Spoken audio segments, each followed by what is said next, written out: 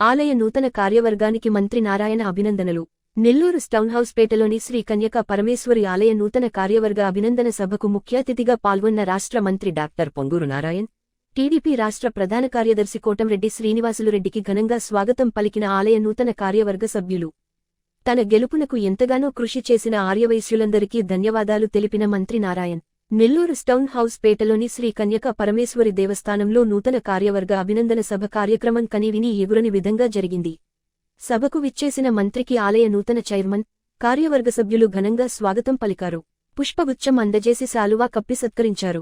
అనంతరం శ్రీ కన్యకాపరమేశ్వరి అమ్మవారి ఆలయంలో మంత్రి నారాయణ, టీడీపీ రాష్ట్ర ప్రధాన కార్యదర్శి కోటంరెడ్డి శ్రీనివాసులురెడ్డిలతో కలిసి ప్రత్యేక పూజలు నిర్వహించారు.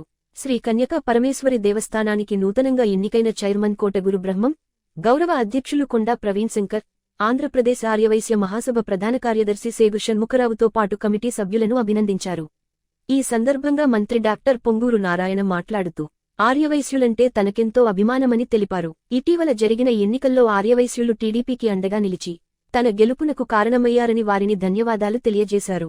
శ్రీ కన్యకాపరమేశ్వరి అమ్మవారి ఆలయానికి నూతనంగా ఎన్నికైన సభ్యులకు తన సహకారం ఎల్లవేళలా ఉంటుందని భరోసా ఇచ్చారు. రాష్ట్రం డెవలప్మెంట్ కావాలంటే వ్యాపారస్తుల సహకారం ఎంతో అవసరం ఉందన్నారు. వ్యాపారస్తులకు టీడీపీ ప్రభుత్వం అండగా ఉంటుందని హామీ ఇచ్చారు.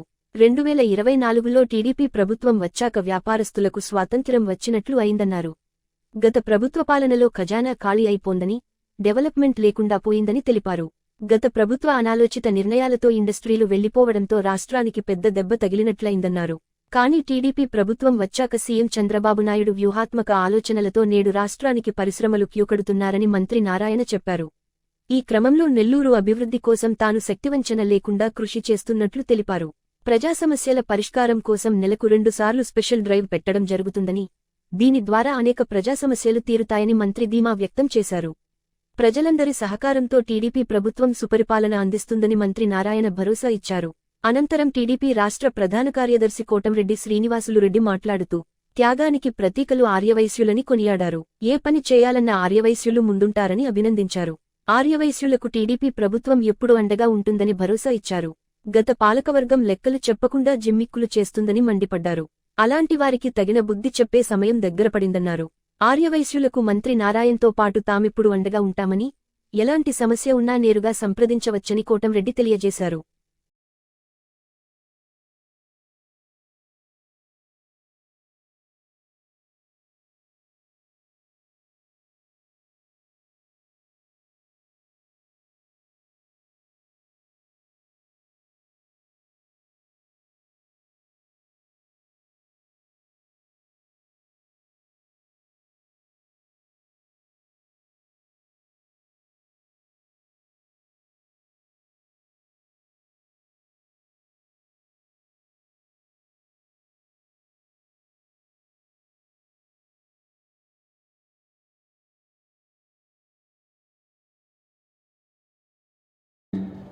అమ్మవారి దేవస్థానం నూతన కార్యవర్గ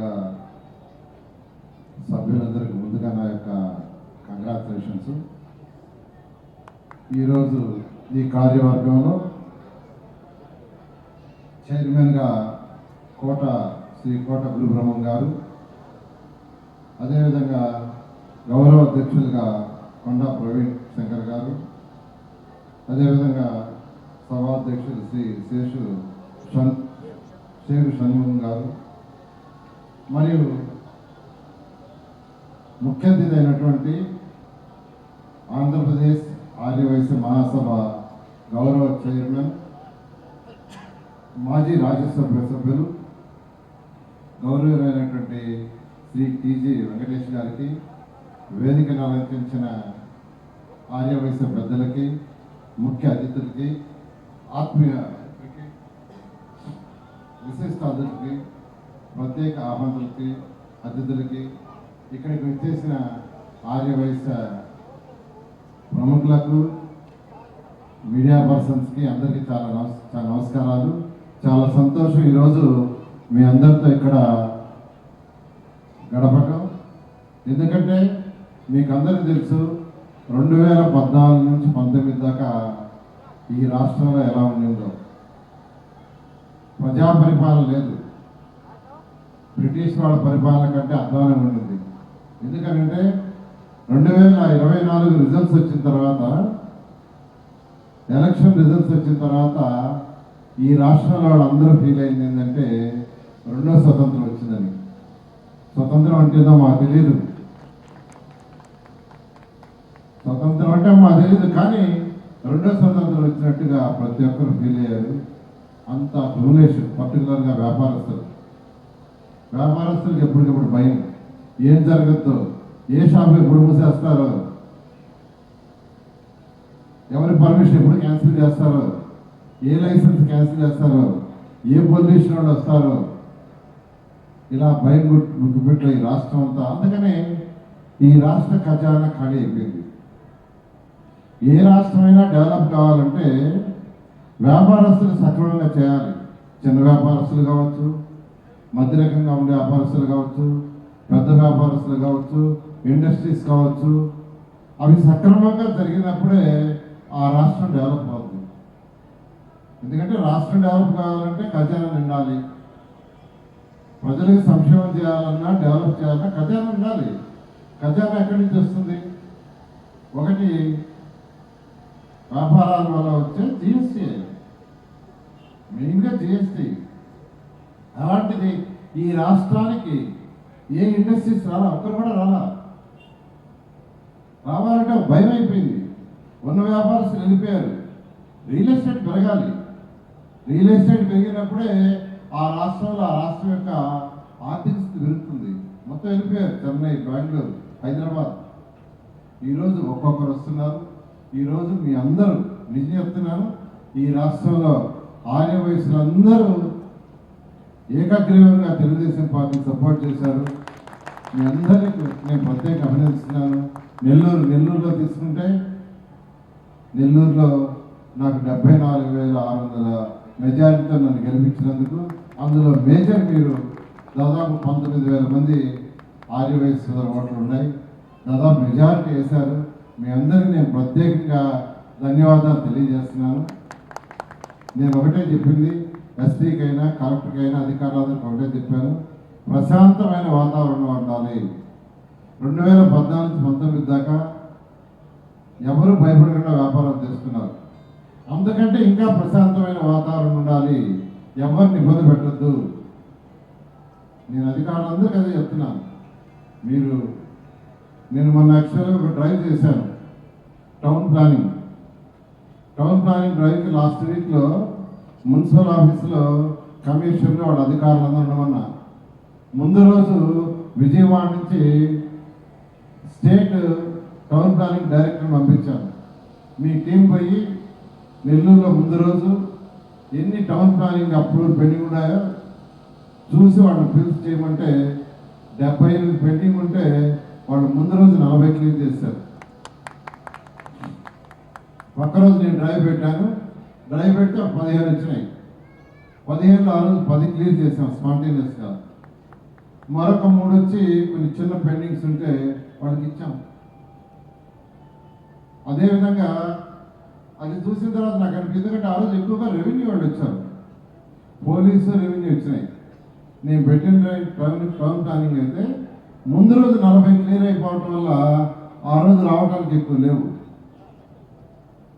అందుకని నిన్న కలెక్టర్ గారికి ఇన్ఫార్మ్ చేశాను, కలెక్టర్ ఆఫీస్లో పెట్టండి, మీరుండండి, ఎస్పీ గారు ఉండండి, మున్సిపల్ కమిషనర్ ఉంచండి, జేసీ ఉంచండి, అందరు అధికారులు ఉంచండి, నేను వస్తాను, కూర్చొని 11 to 1 ప్రజా సమస్యల్ని స్పాంటేనియస్గా చేస్తామంటే నిన్న 299 వచ్చినాయి. 299 ఎక్కువ రెవెన్యూ, తర్వాత పోలీసు. వాటిలో దాదాపు 50% స్పాంటేనియస్గా సాల్వ్ చేసాం. 50% అవన్నీ చిన్న చేయగలిగేవి. పాపం ఆ ఫిజికల్ హ్యాండిక్యాప్ వాళ్ళు 2 సంవత్సరాలు తిరుగుతున్నారు సర్టిఫికేట్ కోసం. అప్పటికప్పుడు హెల్త్ సూపరింటెండెంట్కి చెప్పి మేము పంపిస్తున్నాం, సాయంకాలం ఏమంటే 3 సర్టిఫికేట్ ఇచ్చారు. ఇలా డ్రైవ్ చేయడం జరిగింది. నేను కలెక్టర్ గారికి చెప్పాను, ఎవ్రీ మంత్ 2 సార్లు రెండు మండేస్ వస్తాను నేను. అటు ఎస్పీ గారు, పోలీస్ డిపార్ట్మెంటు, కలెక్టర్ గారు, తర్వాత వచ్చి మున్సిపల్ కమిషనర్లు, అధికారులు, హెల్త్ డిపార్ట్మెంట్, ఎడ్యుకేషన్ అందరూ ఉండండి, డ్రైవ్ చేస్తాం. వీలైనందుకు ఇప్పుడు 50% సాల్వ్ చేస్తాం. They are very happy. అలాంటి పరిపాలన చేస్తాను. మీకు అందరూ కూడా చెప్తాను, ఒకటే ఇల్లు కట్టుకునే వాళ్ళు కూడా చెప్పి నేను మానుకుంటాను. 6 వయసులో దానం చేయాలన్నా, 10 మందికి భోజనం పెట్టాలన్నా, సత్రాలు కట్టించాలన్నా, కళ్యాణ మండపాలు కట్టించాలన్నా, ఇలాంటి గుళ్ళు కట్టించాలన్నా అది ఒక్క 6 వయసులకు మాత్రమే చెల్లుతుందని చెప్పి నేను మనవి చేస్తున్నా. అంటే 6 వయసులంటే భయపడతారు, వాళ్ళు బెదిరించవచ్చు, వాళ్ళు డబ్బులు తీసుకోవచ్చు అని చేసేవాళ్ళు చాలా మంది ఉన్నారు. దానికి అడ్డపడి వారికి అండగా నిలిచింది ఒక్క తెలుగుదేశం పార్టీ మాత్రమే అని చెప్పి కూడా నేను మనవి చేస్తా ఉన్నా. గుడి ఎవరు కట్టినా బాగా కట్టారు, దాంట్లో అవినీతి ఉంటే బయటికి లాగండి. ఆ రోజు వైసీపీ ప్రభుత్వంలో మా వాళ్ళందరూ లెక్కలు అడతారంటే కొంతమంది భయపడ్డారు. ఎలా? ఆ పక్కంతా రౌడీజం ఉంది, పోలీసు ఉందన్నారు. నేను ఒకటే చెప్పా, ఇక్కడ కోటమిరెడ్డి శ్రీనివాసరెడ్డి ఉన్నాడు, గుర్తు పెట్టుకోండి. పాండే మీరు ముందు మీరు నిలబడండి, నా మనుషులు వస్తారు, ఎవడేం చేస్తారో చూస్తాం అని నా తమ్ముళ్ళైన 6 వయసులకి చెప్పడం జరిగింది. ఆ రోజు ధైర్యంగా పోయి నిలదీసి లెక్కలాడటం జరిగిందని చెప్పి నేను మనవి చేస్తా ఉన్నా. ఏ రోజైనా సరే ఏ ఇబ్బంది వచ్చినా 6 వయసులకి ఫస్ట్లో 2-3 మాత్రం బయటకు వచ్చారు భయపడి. ఆ రోజు ఆర్కెటి శాస్త్రం మీద ఫస్ట్ దాడి జరిగింది.